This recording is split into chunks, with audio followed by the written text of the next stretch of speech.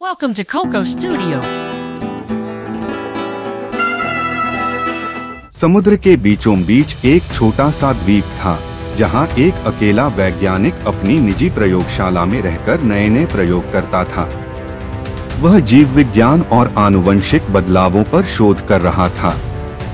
इस बार उसने मकड़ियों पर प्रयोग करने का फैसला किया। कई महीनों के प्रयास के बाद उसने एक छोटे जार में एक अजीब सा जीव विकसित किया, एक मकड़ी जो साधारण मकड़ियों से तेजी से बढ़ रही थी। वह दिन ब दिन बड़ी होती जा रही थी और उसका रूप डरावना हो चुका था। उसके लंबे नुकीले पैर और चमकती लाल आंखें उसे किसी राक्षस की तरह दिखा रही थीं। एक रात जब वैज्ञानिक अपनी लैब में आया तो उसने देखा कि जार टूटा हुआ था। वह मकड़ी गायब थी। उसका दिल जोर जोर से धड़कने लगा।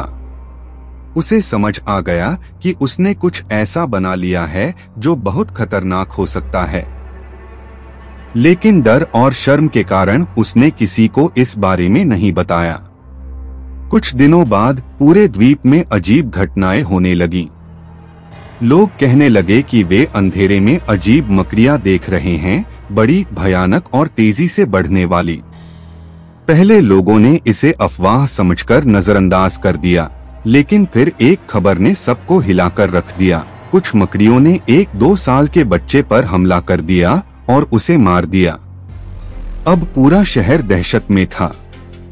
मकड़ियां हर जगह फैल चुकी थीं, घरों की दीवारों पर, सड़कों पर, अस्पतालों में, स्कूलों में। उनकी संख्या इतनी तेजी से बढ़ रही थी कि सरकारी एजेंसियां भी उन्हें रोकने में असमर्थ थीं। सरकार ने इन मकड़ियों को मारने के लिए कई योजनाएं बनाई, जहरीली गैस, आग और विस्फोट, लेकिन कुछ भी कारगर साबित नहीं हुआ। मकड़ियां इतनी ताकतवर और बड़ी हो गई थीं कि अब वे इंसानों को सीधे शिकार बनाने लगीं। जो भी उनके सामने आता, वे उसे काटकर मार डालती। द्वीप पर इंसानों के लिए अब कोई जगह नहीं बची थी। चारों ओर मकड़ियों का ही राज था। मकड़ियां इतनी खतरनाक हो चुकी थीं कि अन्य देशों ने फैसला किया कि इस द्वीप को पूरी तरह छोड़ दिया जाए। सभी नागरिकों को निकाल लिया गया और द्वीप को बाहरी दुनिया से पूरी तरह अलग कर दिया गया।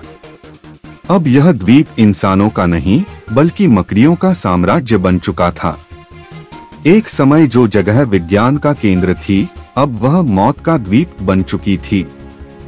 दूर से भी लोग इस जगह का नाम सुनकर डर जाते थे।